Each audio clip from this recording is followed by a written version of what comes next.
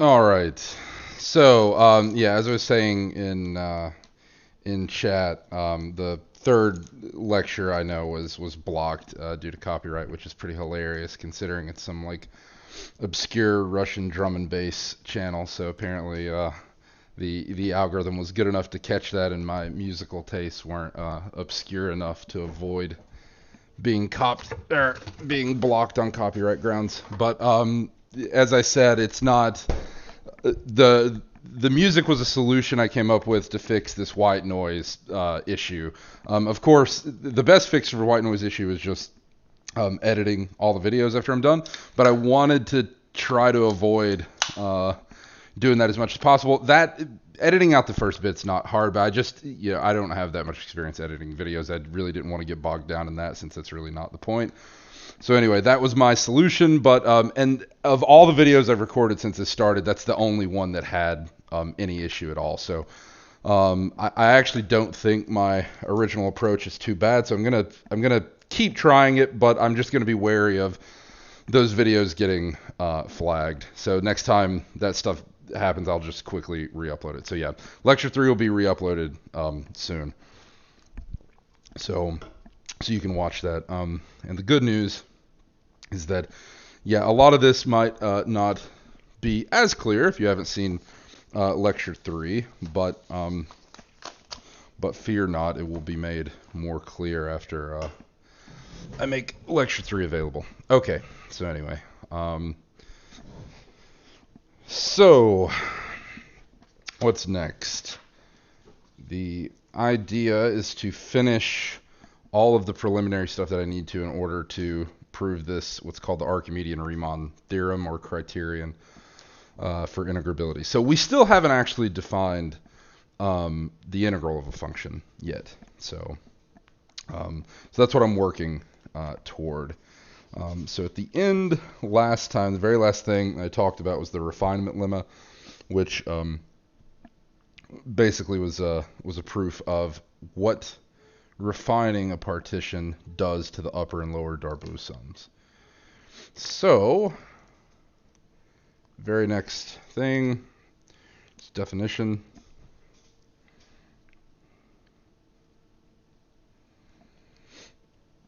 So, given two partitions of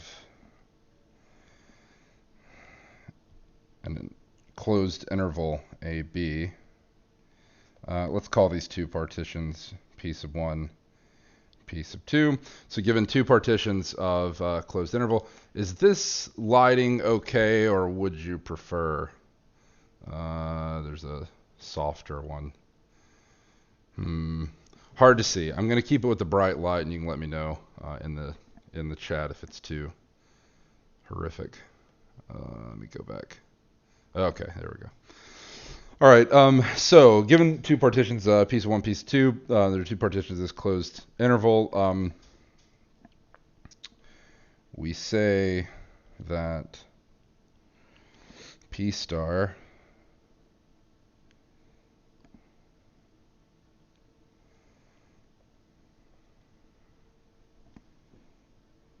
which is formed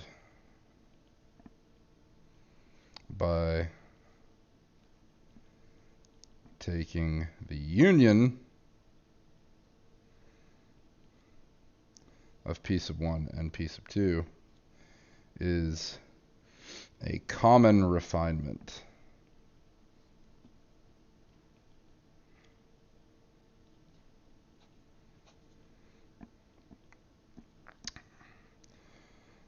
of P sub 1 and P sub 2, since it's a refinement of both.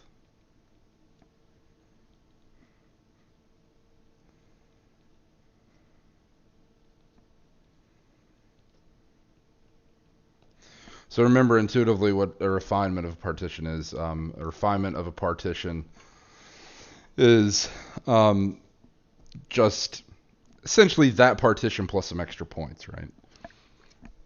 So a refinement of a partition contains that partition inside of it. So the partition points making up the partition it's a refinement of are also partition points of the refinement. Okay, so now I have a lemma concerning these common, or well, I should say that I use common refinements to prove this lemma. So this lemma doesn't actually name common refinements immediately, but this is what we're going to use to actually prove it. So suppose that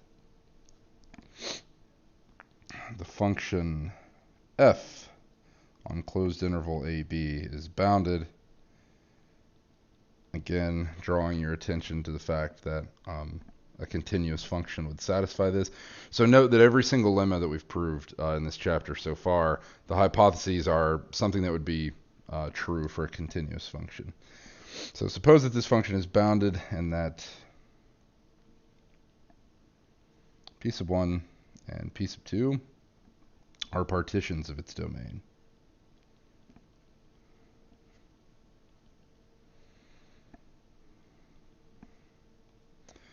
Then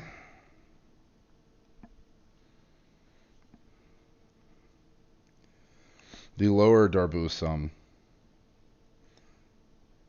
relative of f relative to the partition p sub 1 is less than or equal to the upper Darboux sum of f relative to the partition p sub 2. Okay. So think about that for a second. This might not be immediately clear why this should be true, since we don't know anything about the relationship between these two partitions. They're just two partitions of the closed interval AB. But it turns out the fact that they're partitions of the same set is knowing something about how they're related. Okay, it's knowing a little bit. Okay, so how to prove this? Maybe I'll give myself space by starting a new page. So proof of lemma.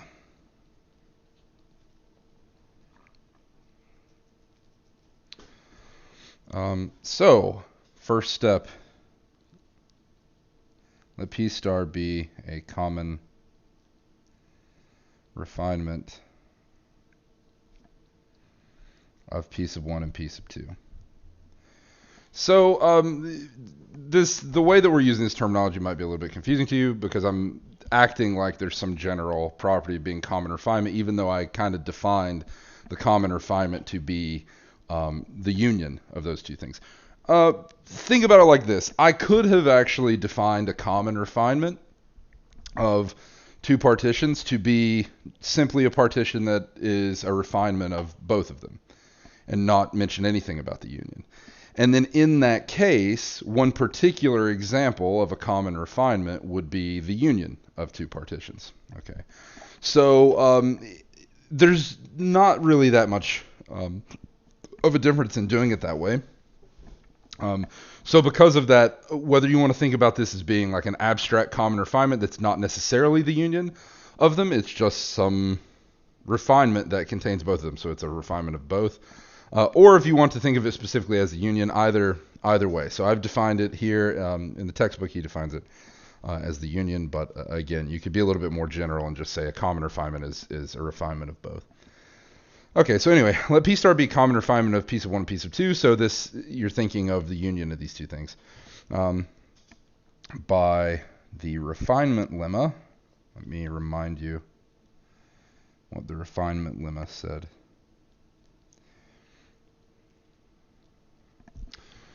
Let me dig through these notes over here. So this is from last time, the refinement lemma. The refinement lemma says that suppose you have a function that's bounded, P is partition of its domain. If you have a refinement of that partition, then the lower Darboux sum relative to the refinement is greater than or equal to the lower Darboux sum of the thing it's refining. And the upper Darboux sum is less than or equal to the upper Darboux sum of the thing it's refining. So remember, intuitively, the idea is that for lower Darboux sums, when you consider a refinement, the lower Darboux sum is getting smaller. Is getting larger. And the reason why this makes sense is that again, intuitively, if we think of we're trying to compute the area under the function f, right, on AB, and we know that the way that the lower Darboux sum is defined is it's always an underestimate. So then for a refinement, it's getting a little bigger, which means intuitively it's getting closer to the actual value of this this integral that we're trying to compute, the area under the curve, I should say. So it's actually getting closer to the actual area under the curve. Similarly, since we know that the upper Darboux sum is always an overestimate, when we consider a refinement, this upper Darboux sum is getting smaller, which means it's getting closer to the actual value, right? So intuitively, that's how you remember what the refinement lemma is telling you. Okay, so then by the refinement lemma, what does this mean? Well, it means that my lower Darboux sum associated to P sub 1 is less than or equal to the lower Darboux sum. Oh, I'm using a different color pen. That's okay. The lower Darboux sum associated to P star. This is true by the first part of the refinement lemma. All right, so first part of the refinement lemma tells me if I have a refinement, P star of P, then I have this inequality for these lower Darboux sums associated to the different partitions. And look what the right side tells me. It tells me that my upper Darboux sum is getting smaller. And so what do I have here? And the upper Darboux sum associated to the refinement P star of P sub 2 is less than or equal to upper Darboux sum of F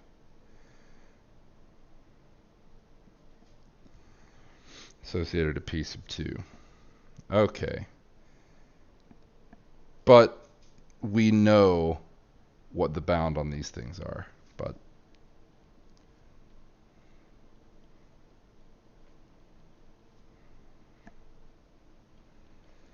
so now you see the power in using a common refinement. I started with two partitions that seemingly had nothing to do with each other than the fact that they're partitions of the same set. And I formed a common refinement of them by considering their union if I need to. That allows me to compare them using the refinement lemma, and now I have these two partitions in common, right? This is the same P star here. So lower Darboux sum associated to P sub 1 is less than or equal to the lower Darboux sum associated to P star, which by definition of the lower and upper Darboux sums, I have this. We might have shown this as a lemma immediately after it, but this was essentially the definition of lower and upper Darboux sums. And the upper Darboux sum associated P sub 2 is on the right here. So I have exactly the statement I wanted to show. Okay. All right, so that's nice. Okay, so this is going to allow us to say some nice things about, you may already be thinking of these upper and lower Darboux sums as being something similar to having an upper and lower integral, right? Meaning that if you want to think in terms of limits here for a second, this is almost like considering a left-handed or right-handed lemma, or limit. So this is like thinking about a limit approaching from the left or approaching from the right. So that's not a wrong intuition to have, but I should say that we're not quite there. What you're actually thinking of is thinking of the largest possible lower Darboux sum, or the smallest possible upper Darboux sum, right? So naturally, this refinement lemma leads you to the following place, and maybe I can spoil a little bit of fun here and kind of talk about where this is going. or rather, like I said, spoil the fun and use what we know already and what we know from other branches, telling us where this is headed. So if intuitively, looking at the refinement lemma, when I consider a refinement of partitions, my lower Darboux sum is going to get closer to the actual value, and my upper Darboux sum is going to get closer to the actual value. So for the lower Darboux sum, that means it is getting larger and larger and larger, since a lower Darboux sum is always an underestimate. And the upper Darboux sum is getting smaller and smaller and smaller, since the upper Darboux sum is always an upper estimate. So naturally, I think of this process continuing, right? So I consider a refinement of that refinement, right? So I consider that partition refined further by adding additional points. Then the associated lower Darboux sum would be greater than or equal to that quantity. And I continue that process. Okay, I continue that process to the end. All right, but what does that mean? That means what I want to take here as being the closest lower Darboux sum to my actual area that I'm trying to compute is I want to take the sup of all of those, right? I want to take the sup because I want to be careful here. If I think of the set of these lower Darboux sums, I can't be guaranteed necessarily that the sup of that set actually belongs to the set. So I can't call it a max. So I want to take the supremum of the set of lower Darboux sums over partitions of this interval, right? So in particular, I'm thinking of refinements and then refinements of refinements. Similarly, for upper Darboux sums, they're getting smaller and smaller and smaller, since an upper Darboux sum is always an overestimate. If it's getting smaller, right, then it's getting closer. Intuitively, it's getting closer to the area I'm trying to compute. So if that's the case, I want to take the infimum of the set of upper Darboux sums, okay? And so both of those quantities in some way are going to be, in the first case, the closest lower Darboux sum to the actual area I'm trying to compute, and the closest upper Darboux sum to the actual area I'm trying to compute. And those things are going to be my notion of lower and upper integrals. Okay, they're still not integrals in the sense that you're used to, but we're getting there. We're getting close. Okay, so definition, and this is a definition of upper and lower integrals.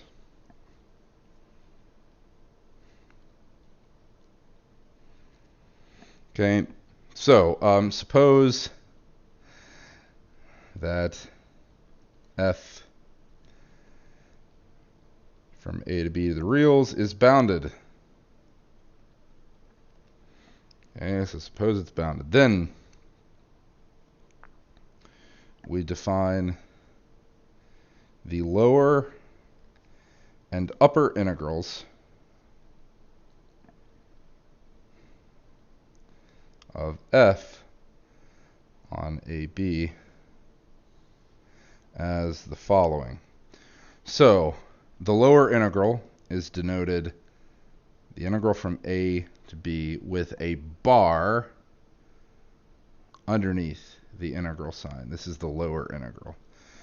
Okay, so it is the lower integral of f is defined to be, remember from the refinement lemma, this is going to be the supremum of the set of all lower Darboux integrals, lower Darboux sums, such that P is a partition of the domain of F. And the upper integral of F is defined to be the infimum of the upper Darboux sums.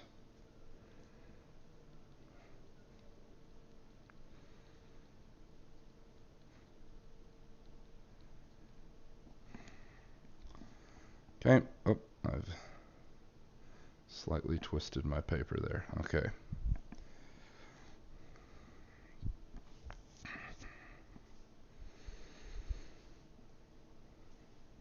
Okay.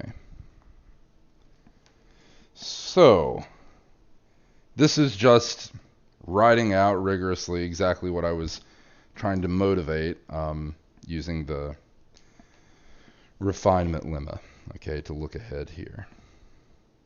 Okay, now some obvious observations here. So before I even say anything, first thing I'm going to prove, which might be one of the first things you thought about anyways, the following. So lemma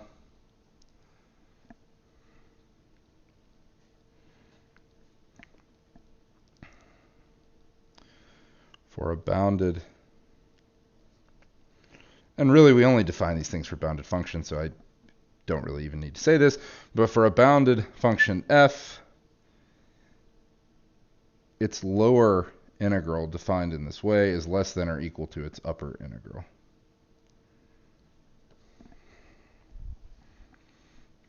Okay.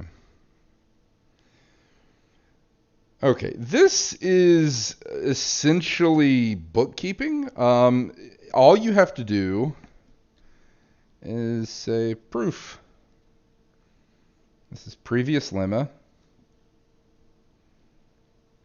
plus definition of inf and sup.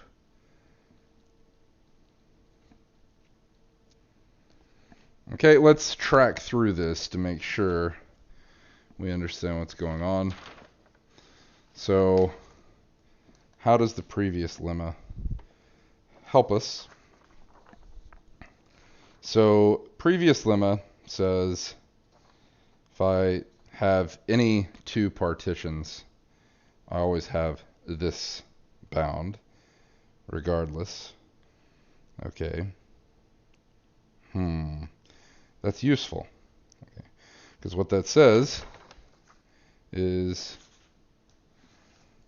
note,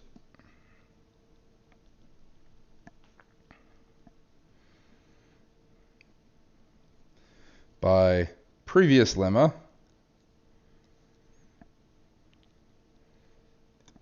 for any given partition P of the domain, this is an upper bound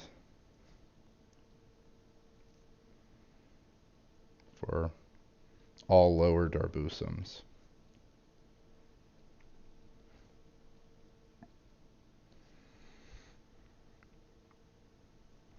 Right. Thus, by definition of sup,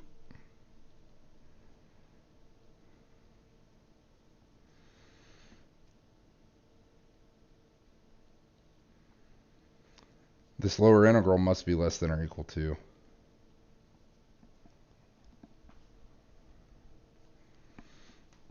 that, since the sup is the least upper bound, right? So this is an upper bound. This is then a least upper bound because it's defined to be a sup, so it's definitely less than or equal to this quantity. But then this lower integral is a lower bound for the set of all upper Darboux sums.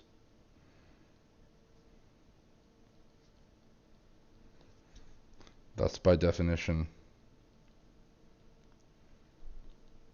of infimum, which is the greatest lower bound, my lower integral is less than or equal to my upper integral. That's it. Okay, so it's good to reason through these things. One thing you can note is the stuff we did much earlier in the semester, right, with infs and sups, that doesn't go away. We're still using similar techniques here because really there's nothing else to be done. When you have an inf for a sup, exactly what you mean is that you have a greatest lower bound or a least upper bound, and so that's basically all the tools at your disposal. So it makes sense to use those. Okay, so that's nice. this is going to be important for us in the thing that we're going to be proving soon. So before I go on to proof and the definition of what it means to be integrable, what I wanted to talk about are a couple of examples. So first, so before any talk of integrability or actual integrals, because up until now, I have not actually defined an integral. Okay, I haven't defined an integral. I have just prior to this lemma, I defined lower and upper integrals as the infimum and supremum of these upper and lower Darboux sums. But I haven't actually defined the integral, right? The integral that you are used to, or what I'm calling the integral. All this discussion has just been me trying to motivate the notion of, I'm thinking of the integral when I write this. I've already told you that what I'm thinking of here is the area under the graph of f on the closed interval a to b, right? That's the motivation I'm trying to come up with. But I haven't defined this quantity yet. I haven't talked about this explicitly. So that's what I'm going to do next. But before we talk about anything like that, let's look at a couple of examples. So let's apply what we've done so far to a couple of examples.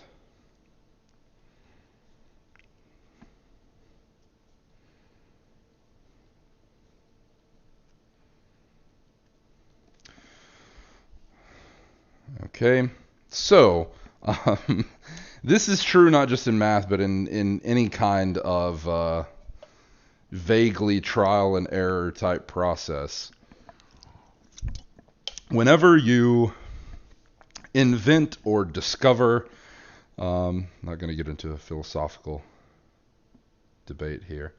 So depending on your outlook, whether you invent or discover some new thing, some new operation that's being applied to some object, okay, well, you want to work out how to compute with it, right? How to apply it to some object.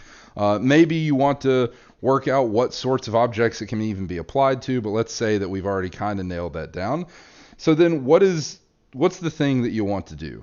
One, you kind of want to calibrate it in a way. How do you do that? So one is you should apply it to something easy, right? You should apply it to something completely trivial to check that it gives you the result you would expect for that thing. Okay, so an example of that, and this is the first thing I'm going to do, is constant functions. Okay, so I want to apply all this to a constant function. On the other hand, when you want to test, how far-ranging the implications of something like this are, what do you want to do? You want to come up with the wackiest, most pathological, horrible example and try to apply it to that, right? To test limitations. Okay, so think of it, you're designing something, you want to throw the absolute worst thing at it possible, because if it can handle it, well, then maybe the thing that you came up with is a lot stronger than you gave it credit for, right? And if it can't, then at least there's something it can't do. Okay, so let's look at a couple of examples. So, example, consider the function f of x, which is just c, or c some constant on closed interval a, b. Okay, so f of x is equal, maybe I should even say is identically equal to c, right? Okay. All right, so this is true for all x in AB. Okay, so note, by definition of the upper and lower integrals,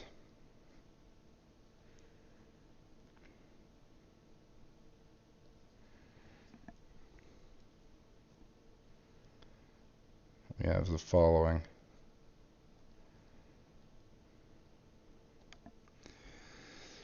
So let P be a partition of AB.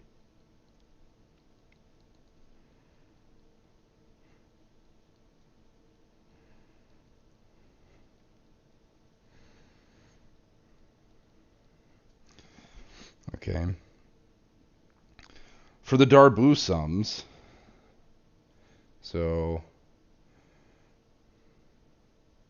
note that since f is constant, then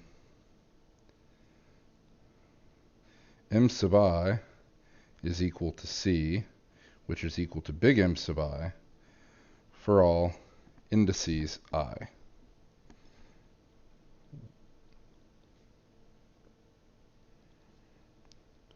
What are these? Right? These are the little m sub I and big M sub I occurring in the definition of the upper and lower Darboux sums. So recall what these are from the definition of the upper and lower Darboux sums.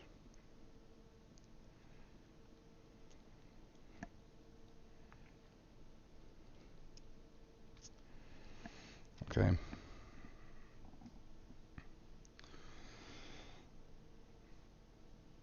All right. Then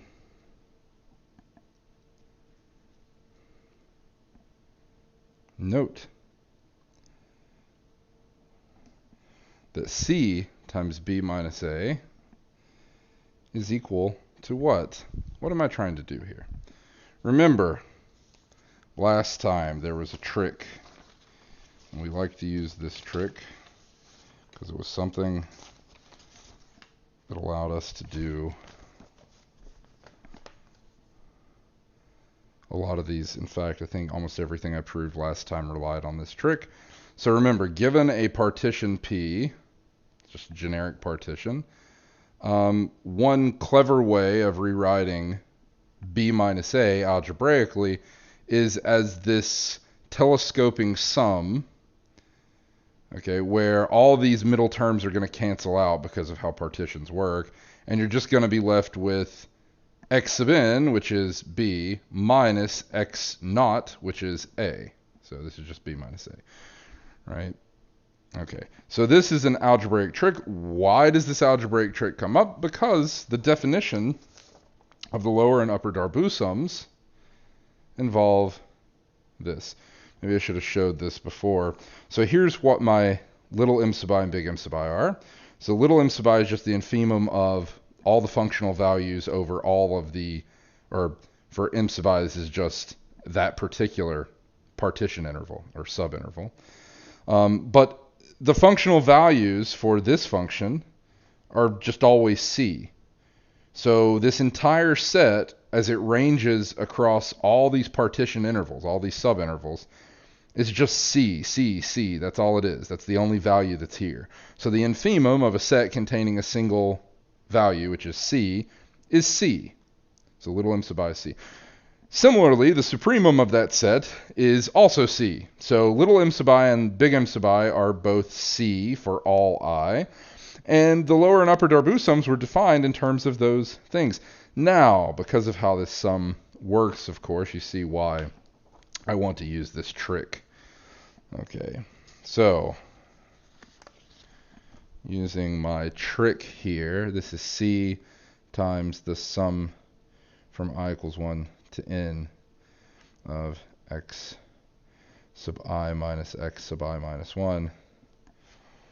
But this is the sum from I equals 1 to n of C times x sub I minus x sub I minus 1. I can move that inside the sum. But then I get two expressions here. So on one hand, this is the sum from I equals 1 to n of little m sub I, x sub I minus x sub I minus 1. And on the other hand, this is also simultaneously equal to this sum where this C has been replaced by big M sub I, because these are all equal. But this is the lower Darboux sum of F. associated to P. And this is the upper Darboux sum of F associated to P. Okay. So the sets of all upper and lower Darboux sums consist of a single value.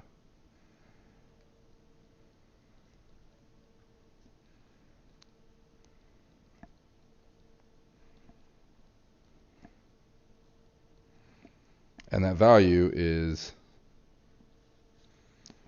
C times B minus A. Whoop, I was off camera. There we go. Okay. So the sets of all the upper and lower Darboux sums consist of a single value. That's C times B minus A. So if I consider infimums and supremums over the sets of all upper and lower Darboux sums, what I'm going to get is the same number for both of those.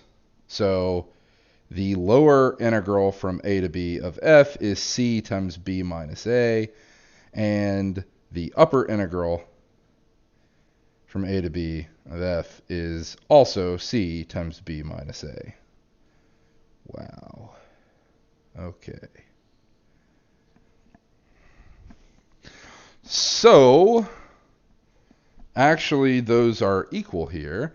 And what do they equal? C times B minus A. But C is the height of the function. B minus A is the length of the interval AB. So what I just said here is that the area under a line from A to B, which is a rectangle having length B minus A and height C, is C times B minus A, right? Length times height, right? So I just computed the area of a rectangle. This works out exactly in the way that I hope it does. So actually, in this case, the upper and lower Darboux sums are not estimates, right? They are actually, or sorry, the upper and lower integrals are not estimates. They are giving me exactly that area that I expect.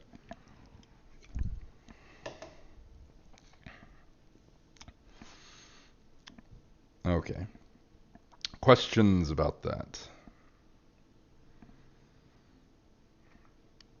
Looking in the chat, seems like no questions on the process. I know that it runs a little slow, maybe like 15-20 seconds slow, but anyway, so this is a good example of I've applied this for constant function and we see exactly how it works here. Okay, now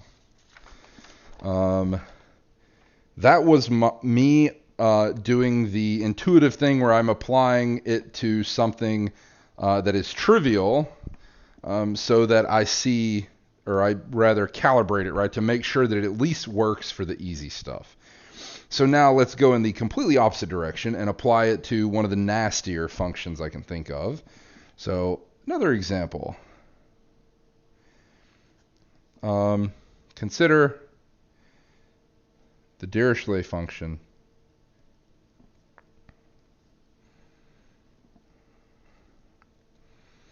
and we can just do it on 0 to 1. So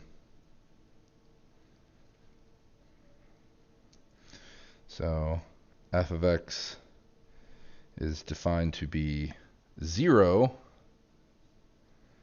if x is rational, and 1 if x is irrational.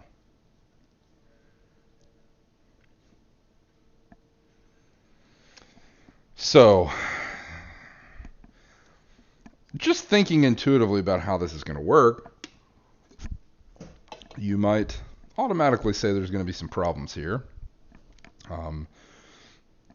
Because thinking of the area under the graph, how are you going to assign an area under this thing? If you even try to plot this, right, it's very hard, right? You can't really come up with a nice way of plotting something like this. And so it might not be a surprise to you that talking about area under this thing is kind of hard. Okay, and it definitely is.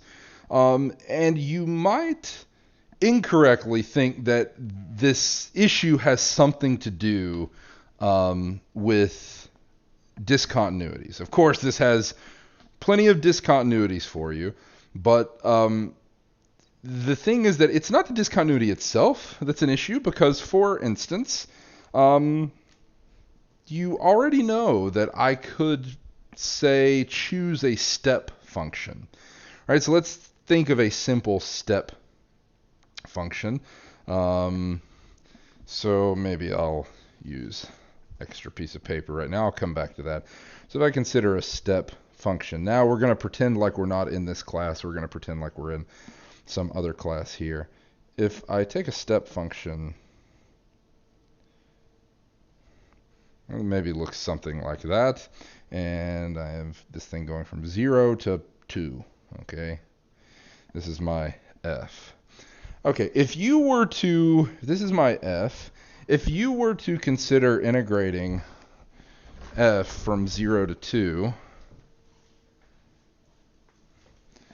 all right, or at least discuss what the interpretation of this thing is, how would you go about doing this?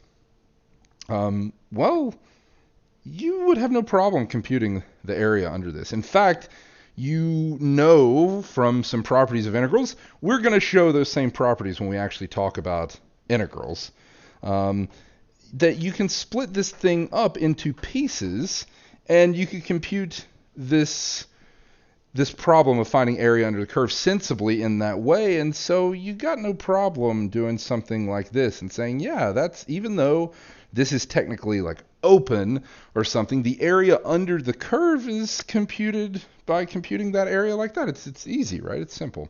And then you could imagine a similar function with a bunch more discontinuities than that. You could do a similar thing. The second you go to countably many, countably infinitely, so even if it's countable, the second you go to infinitely many discontinuities, then you're going to have an issue with the integral that you know and love. But until then, you're actually fine with some discontinuities. Now, we're definitely not in that case here. So we have the Dirichlet function here. So it's 0 if x is rational, 1 if x is irrational. I want to at least compute these lower and upper integrals, because the way that I've defined them, they always exist, right? There's no issue coming up with these things. Okay, so let's compute. So let P be a partition of 0, 1, using the usual notation. So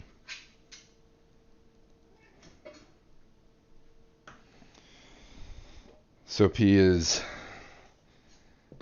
that set of partition points, x0 to x of n. Now, since both the rationals and irrationals, this is a blast from the past, the beginning of the semester, since both the rationals and irrationals are dense in 0 to 1, what does this mean? Then for all I, little m sub I is 0, and big M sub I is 1. What am I talking about here? Let's go back. Let me go back and remind you of what little m sub I and big M sub I are. So here's my definition of lower and upper Darboux sums. Little m sub I is the infimum of all the functional values taken over one of these partition subintervals, right, of 0, 1. Now, why does density of rationals and irrationals in 0, 1 matter for talking about little m sub I and big M sub I? So little m sub I is the infimum. These functional values, what are they? Well, for this function, they're either 0 or 1, always, right? There's no other functional values there, so it's either 0 or 1. And the density matters because in any given subinterval, it doesn't matter what this partition is. In any given partition subinterval, I'm going to have both rationals and irrationals, right? That's going to be unavoidable. Okay, so in any of these subintervals I choose for any I, I'm going to have both rationals and irrationals. So I'm going to have 0 values here, and I'm going to have 1 values here. So what this set is really is 0 and 1. What's the infimum of that? Right? Well, 0. What's the supremum of that set? 1. So little m sub I is 0 for all I, and big M sub I is 1 for all I. That's where the density matters. Okay. All right, and so this is true. Okay. Thus, the collection of all lower Darboux sums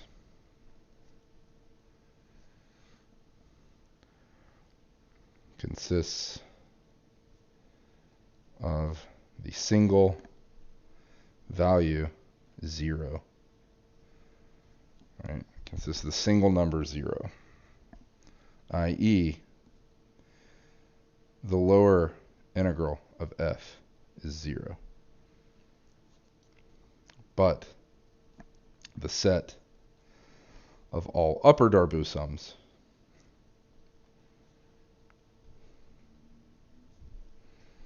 consists of the single number 1. 1 because we chose an interval of length 1. It would have been the length of that interval if we had chosen this. So if this were the Dirichlet function defined on 0 to 2, then this would be 2 in that case. So that's, or what I'm about to say would be 2. So the upper integral is equal to 1. Okay. So we computed the lower integral, and we got that it's 0. We computed the upper integral, and we got that it's 1. Now, I'm kind of stealing my own thunder here, but you can, with very little imagination, you can imagine what I'm going to define to be the integrability criterion. Okay, so someone might guess it in the chat. I won't say any more, but you could guess what I am going to define an integrable function to be and what it means in terms of the upper and lower integrals. Okay, so anyway, we're going to use these two examples that we've computed as good motivators for what comes next. Okay, so next, definition. And this is the definition of integrability. Okay, so what does it mean for a function to be integrable? So suppose that function f on AB in the reals is bounded. We say f is integrable or that f is integrable on AB, provided that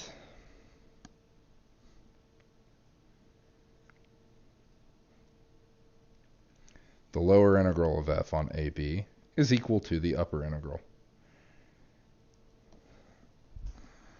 of f on AB. Okay. When this is the case,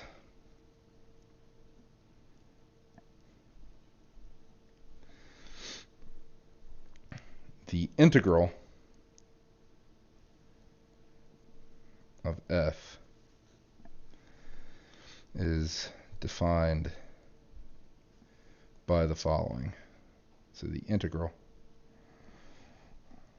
of f from a to b is defined to be the value you get from the upper and lower integrals.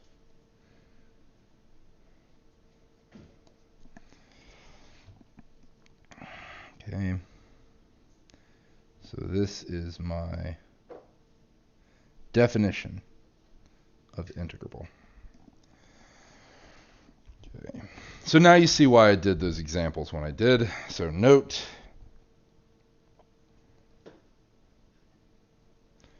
First point, constant functions are integrable. The reason for that has to do with that example that we computed, right? So for the constant function, both the upper and lower integrals were equal to c times b minus a. Okay, so they were equal to the same thing. They were equal, so constant function is integrable. Okay, so that's nice. By the second example we did, the Dirichlet function is not integrable.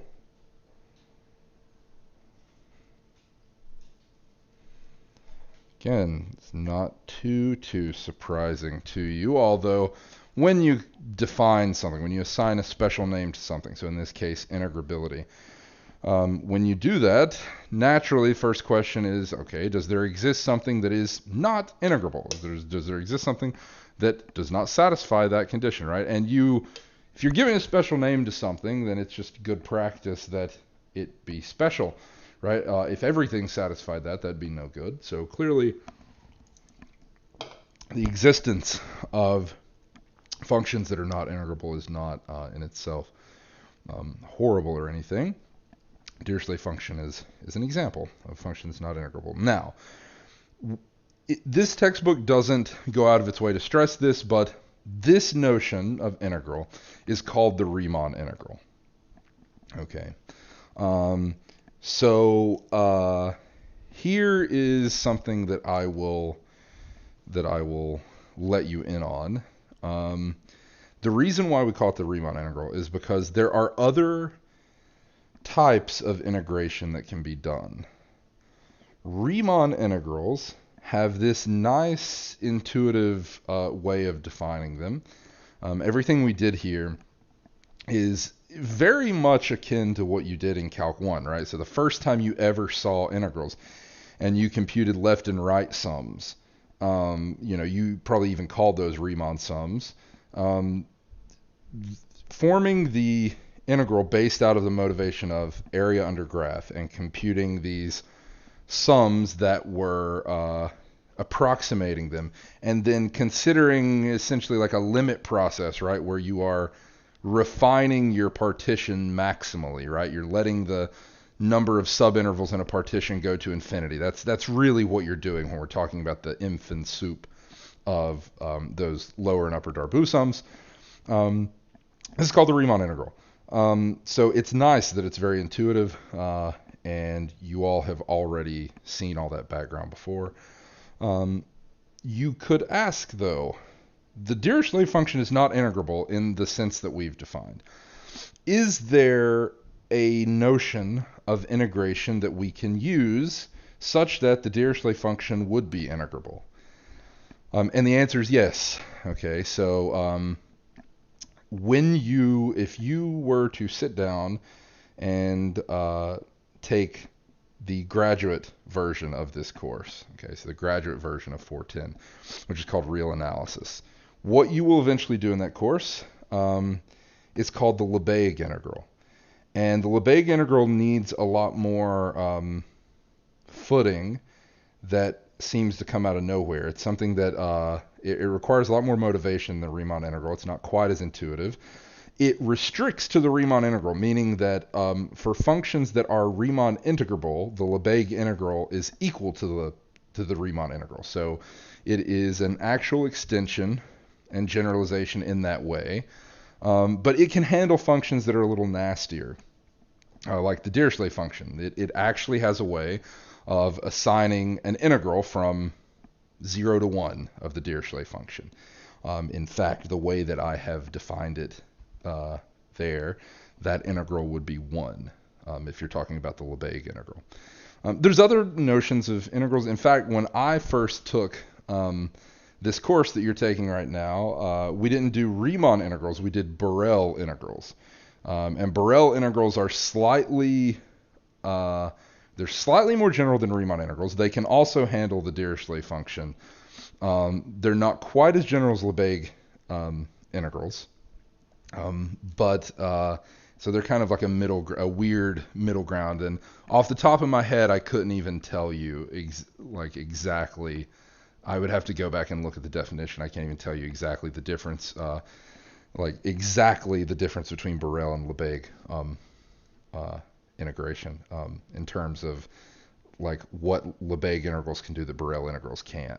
I have a hard time. I mean, I know I could throw a bunch of terms at you, but it wouldn't make any sense. And if I actually tried to define them, I would have to go look them up because I don't totally remember exactly the definition of a Borel set. But anyway, so since I've already spilled the beans that you can talk about notions of integration for which functions that are not integrable in the sense of the Riemann integral are integrable, the question is, can you come up with a type of integration that handles everything, that can integrate every function, okay, on every set where it makes sense? So the Lebesgue integral is basically the most general notion of integral that you're going to talk about when you do this sort of thing. So a nice question you could ask that's similar to what I just asked is, can the Lebesgue integral handle every function? And the answer is no. And to get into why that is, you have to talk about the Lebesgue integral is defined on sets that are called measurable sets. And sadly, there exist non-measurable sets. And so the existence of these non-measurable sets is an issue for wanting to integrate on them. So that's all I'll say about that. But just know that Riemann integrals can't handle a Dirichlet function. Lebesgue integrals can, but there's stuff that the Lebesgue integrals can't handle. So there's not one notion of integration that covers everything. Okay, sadly. Okay, so couple of things then, now that we have defined this. So first, a lemma.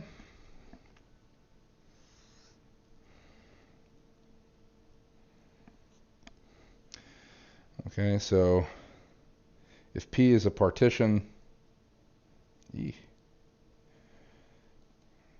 of AB and F's a bounded function on the closed interval AB, then the lower Darboux sum associated to that partition is less than or equal to the lower integral. That makes sense. This is less than or equal to the upper integral.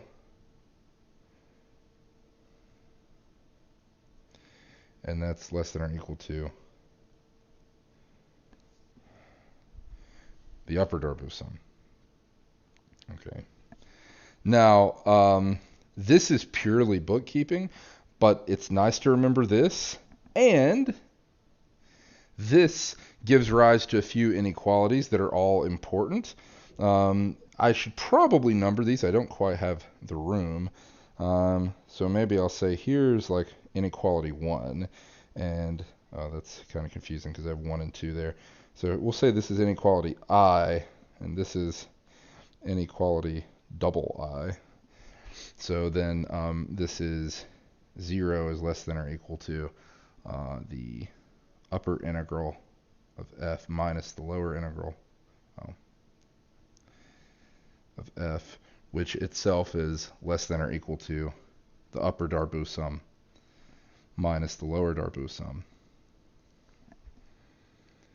And another inequality, which is 0 is less than or equal to the upper Darboux sum of f minus upper integral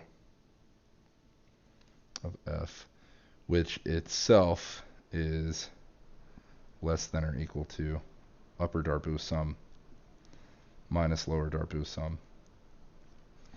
And one more, which is the corresponding thing here.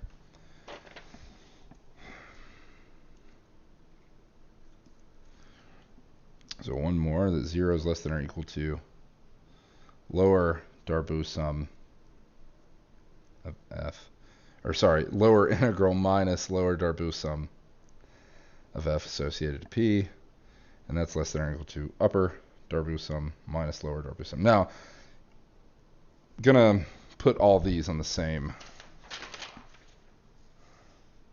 page for a second. So the proof of this is just bookkeeping. What do I mean when I say that it's just bookkeeping? I mean, just look at this, right? This is just by definition, this is, so we already know this, right? We've actually already shown this in the other two lemmas. So here, the lower, by definition, the lower integral is the supremum of all lower Darboux sums. So then any generic lower Darboux sum, of course, is definitely less than or equal to the supremum of all lower Darboux sums. That's just definition of supremum. Similarly, this inequality is, so the upper integral is the infimum of the upper Darboux sum, so it is certainly less than or equal to any generic upper Darboux sum. Okay, and then the fact that this inequality holds was also bookkeeping, but it was the previous lemma that we showed. So one is immediate, and then these are just rewritings of these things. Okay, so then why is this a thing to pay attention to at all?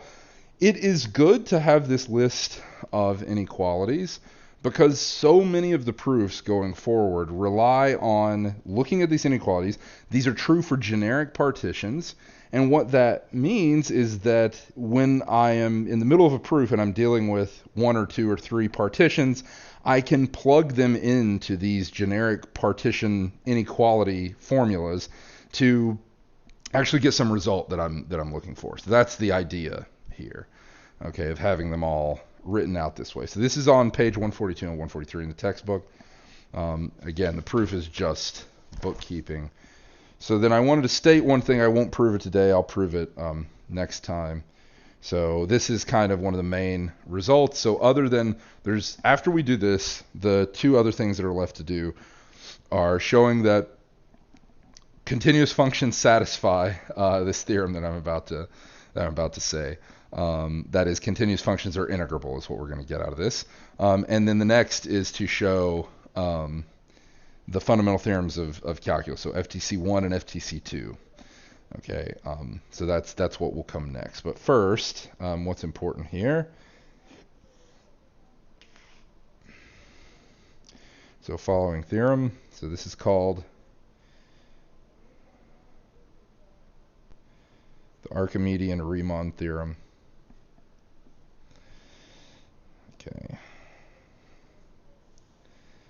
So he gives a little history blurb about Archimedes. If you don't know about Archimedes, he's a pretty cool dude.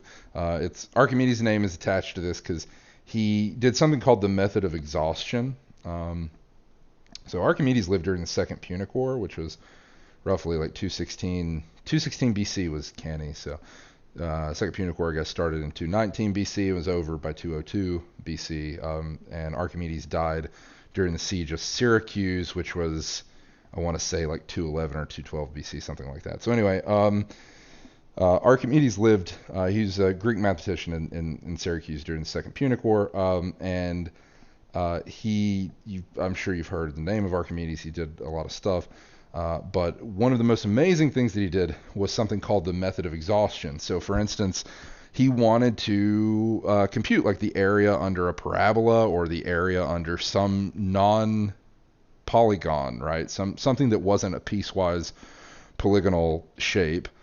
He wanted to compute the area of one of these things. And so to do this, his method of doing it was essentially to come up with Riemann sums. He essentially split the area into a bunch of rectangles or triangles in order to approximate the area under some non-polygon curve using polygons, okay? And then to essentially do a limiting argument. Now, he didn't have the notion of a limit, right? That wasn't later until Leibniz and Newton.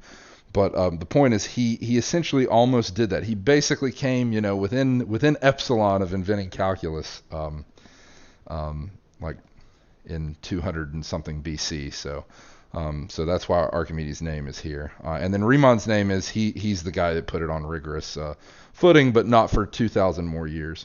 So let F be a bounded function,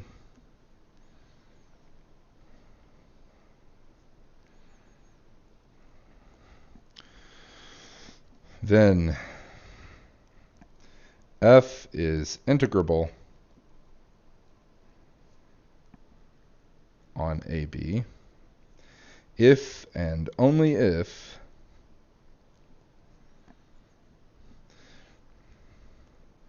there is a sequence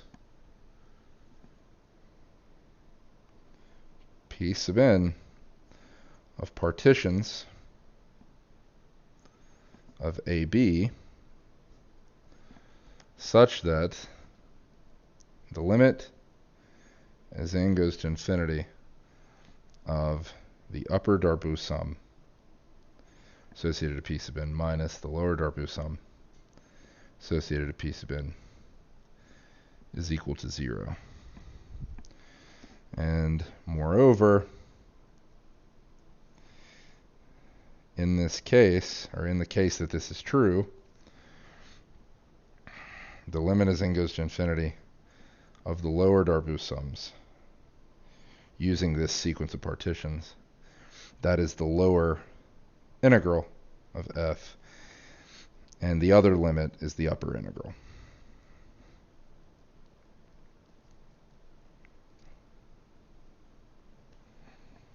Okay, so the main statement is integrability can be shown by this condition.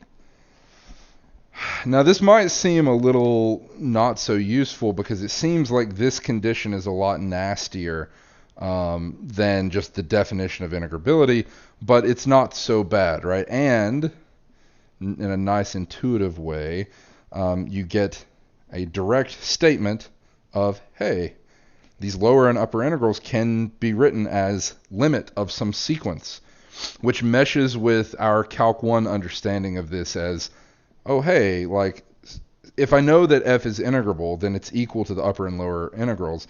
And these are obtained through this limiting process of these Darboux sums, which are these upper and lower sums thought of in like the Riemann sum way. Right? So this basically tells us that integrability is exactly what we thought it was, essentially that this limit exists, that there exists this sequence of partitions and this limit exists. This is a little more general than the integrability that might have been told to you in Calc 1, although it was essentially the same thing. It was very, very similar. Anyway, so I'm going to prove this next time, and then I'll get into, hopefully by the end of the next lecture, I will have shown that continuous functions are integrable, and then we'll move on to FTC 1 and FTC 2, and that will finish Chapter 6. So hopefully by the end of next week, I'll have finished Chapter 6. I'm still going to upload some supplemental stuff soon, and also, as I mentioned, I'll re-upload Lecture 3. I just have to do a little bit of editing first to edit out the bit that YouTube fussed about. So anyway, so I'll do that. This lecture should be uploaded within a couple of hours. So again, if in the future, if any lectures give you issues, just let me know. I know a couple of you already let me know about Lecture 3. So just let me know, and I'll quickly re-upload those and let you know. In the future, I'm not going to make an announcement. I know I said that last time too, but I wanted to do it again since that lecture got taken down. I'm not going to make an announcement when I go live. I'm just going to go live, and so you can, at the normal time, 12:30, you can just be ready on the channel, and I will start the stream. So I'm not going to post to Elms when that is. I'm going to, like I said, I'll make the postings of the video nice. I'll give links and put timestamps and stuff. I haven't done any of that yet. Like I said, I'll do some of that when I have to re-edit some of these videos. But anyway, that's it for today, I think. So I will make an Elms post soon about some potential homework coming from chapters 3 and 4, and then we'll actually I may go ahead and post a couple of different homework sets since you're going to have the rest of the time to work on them. Anyway, so that's it. I will see you guys on Tuesday. Just keep an eye out on Elms announcements. I'll fill you all in on everything that's happening. So anyway, I'll see you on Tuesday.